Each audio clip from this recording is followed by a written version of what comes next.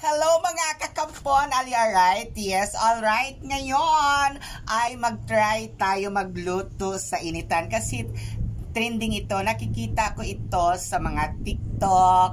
Try natin. Pinainit ko na ito ng 30 minutes. Okay? And then, lalagyan natin siya ng oil kasi mainit-init na talaga mga kakampuan. Lagyan natin ng oil dahil magluto tayo ng egg.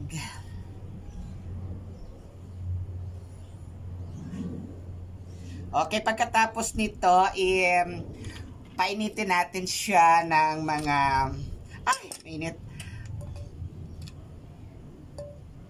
ng 30 minutes. O, di ba?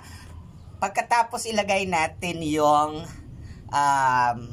itlog. Kaya na natin.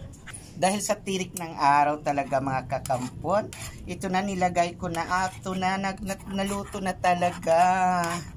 Sobrang init kasi.